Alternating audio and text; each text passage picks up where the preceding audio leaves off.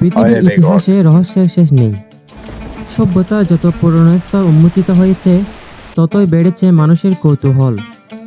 কিন্তু আজ যে রহস্যের কথা বলবো, তা ধর্ম, বিজ্ঞান ও ইতিহাসের মিলিত এক বিস্ময়। এটি এমন এক মানুষের গল্প যিনি নিজেকে ঈশ্বর বলে দাবি করেছিলেন, কিন্তু আজ তার লাশই প্রমাণ হয়ে আছে ঈশ্বরের শক্তির নিদর্শন হিসেবে। এই মানুষটি হলেন মিশরের ফেরাউন, যার লাশ হাজার হাজার বছর পেরিয়েও পচে যায়নি। প্রাচীন মিশরের শাসকদের বলা হতো ফেরাউন বা ফারাও। এটি কোনো ব্যক্তির নাম নয়, বরং এটি একটি উপাধি, যেমন রাজা, সম্রাট বা সম্রাজ্ঞী। ইতিহাসবিদরা মনে করেন প্রায় ৩৩০০ বছর আগে শাসন করতেন এক ফেরাউন, রামেসিস দ্বিতীয়, যিনি আজও পৃথিবীর সবচেয়ে বিখ্যাত ফেরাউন হিসেবে পরিচিত। বলা হয় এই ফেরাউনও সেই ব্যক্তি যার সময়েই নবী মুসা আলাইহিসসালাম জন্মগ্রহণ করেন। রামেসিস ছিলেন এক অদ্ভুত শাসক। তার রাজত্বে ছিল অবর্ণনীয় জৌলুস, সোনায় মোড়ানো প্রাসাদ, বিশাল সেনাবাহিনী আর হাজারো দাস। আল্লাহ তাকে দিয়েছিলেন সব ক্ষমতা, সম্পদ, ঐশ্বর্য। কিন্তু এই প্রাচুর্যই তার পতনের মূল কারণ হয়ে দাঁড়ায়। সে নিজেকে ঈশ্বরের সমান মনে করতে শুরু করেছিল। মানুষকে বলতো, আমি তোমাদের সর্বশক্তিমান প্রভু। এভাবেই অহংকারে অন্ধ হয়ে সে ভুলে গিয়েছিল কে তাকে সৃষ্টি করেছে। একদিন এক গণক বা জ্যোতিষী ফেরাউনকে জানায়, বনী ইসরায়েলের মধ্যে এক নবজাতক জন্ম নেবে, যে একদিন তোমার রাজত্ব ধ্বংস করে দেবে। এই কথায় ফেরাউন ক্ষিপ্ত হয়ে ওঠে। সে ঘোষণা দেয়, আজ থেকে বনী ইসরায়েল জাতির কোনো ছেলে শিশু বেঁচে থাকবে না। এভাবেই শুরু হয় ইতিহাসের এক ভয়ঙ্কর হত্যাযজ্ঞ। কিন্তু আল্লাহর পরিকল্পনা ছিল ফেরাউনের চেয়েও গভীর। যার ভয় করেছিল ফেরাউন, মুসা আলাইহিসসালাম সেই শিশুই আশ্চর্যভাবে এসে পড়েছিল ফেরাউনের প্রাসাদে, তার নিজের স্ত্রীর কোলে। মুসা আলাইহিসসালাম বড় হলেন ফেরাউনের প্রাসাদে। যে মানুষ একদিন তাকে হত্যা করতে চেয়েছিল, তারই ঘরে আল্লাহ বড় করলেন মুসা আলাইহিসসালামকে, যেন তিনি ভবিষ্যতে তার সামনে দাঁড়িয়ে সত্যের বাণী পৌঁছে দিতে পারেন। নবুওত প্রাপ্তির পর মুসা আলাইহিসসালাম মিশরে ফিরে এলেন। তিনি ফেরাউনকে বললেন, তুমি মানুষ, তুমি আল্লাহ নও। তোমার উচিত তোমার প্রভুকে স্বীকার করা। কিন্তু ফেরাউন কানে তুলল না, বরং সে রেগে গিয়ে বলল, তুমি যদি আমার দেবত্ব স্বীকার করো, তোমাকে আমি হত্যা করব। এভাবেই শুরু হয় ফেরাউন ও মুসা আলাইহিসসালামের মধ্যে এক ঐশী মুখোমুখি সংঘর্ষ। একদিকে ক্ষমতার অহংকার, অন্যদিকে সত্যের শক্তি। যখন আল্লাহর নির্দেশে মুসা আলাইহিসসালাম তার লাঠি দিয়ে সাগরে আঘাত করলেন, তখন এক অলৌকিক ঘটনা ঘটল। উত্তাল সাগর মাঝখান থেকে দুভাগ হয়ে গেল। মুসা আলাইহিসসালাম ও তার অনুসারীরা সেই শুকনো পথ পাড়ে দিয়েই সাগর পার হয়ে গেলেন। কিন্তু ফেরাউন ও তার সৈন্যরা যখন তাদের পিছু নিল, তখন সাগরের ঢেউ আবার একত্র হলো আর চিরতরে গিলে ফেলল ফেরাউনকে। সেই মুহূর্তে ফেরাউন বুঝেছিল তার ভুল, কিন্তু তখন অনেক দেরি হয়ে গেছে।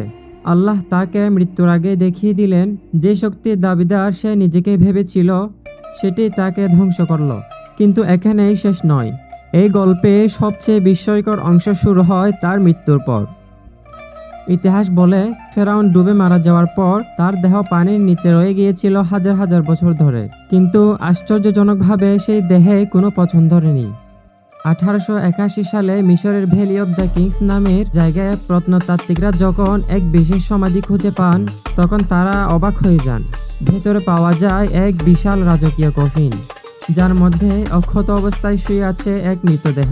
তিনি আর কেউ নন, ফেরাউন রামেসিস দ্বিতীয়।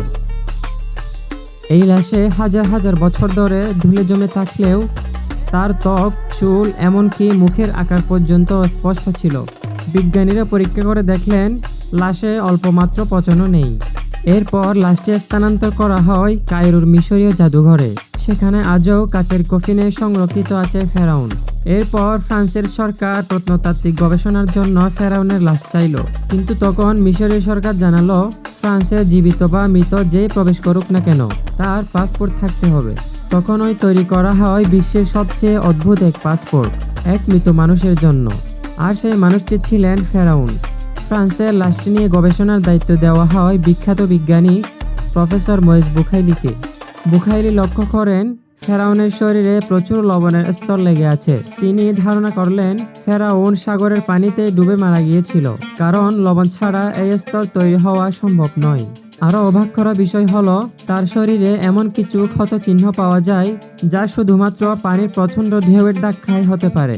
বুখাইলির এক সহকর্মী একসময় তাকে বলেন, এই ঘটনার উল্লেখ কিন্তু কোরআনেও আছে। বুখাইলি তখন অবাক হয়ে যান। তিনি জানেন কোরআন নাজিল হয়েছে 1400 বছর আগে, অথচ ফেরাউনের লাশ আবিষ্কৃত হয় 1881 সালে, অর্থাৎ তার অনেক পরে। তখন তিনি খুঁজে দেখেন কোরআনের সেই আয়াতটি যেখানে আল্লাহ বলেন, আজ আমি তোমার দেহকে রক্ষা করব, যাতে তুমি হয়ে ওঠো তোমার পরবর্তী প্রজন্মের জন্য এক নিদর্শন। সূরা ইউনুস আয়াত 92। এই আয়াতটি পড়ে বুখাইলি স্তম্ভিত হয়ে যান। যে বিষয় বিজ্ঞানীরা 19বিংশ শতকে এসে আবিষ্কার করলো তা কোরআনে লেখা ছিল সহস্র বছর আগেই। এরপর বুখাইলি ইসলাম নিয়ে গভীর গবেষণা শুরু করলেন। তিনি শেষমেশ ঘোষণা দেন, বিজ্ঞান আমাকে সত্যের পথে এনেছে, আর কোরআন সেই সত্যকে নিশ্চিত করেছে। এই ঘটনার পর তিনি ইসলাম ধর্ম গ্রহণ করেন বলে বহু সূত্রে উল্লেখ আছে।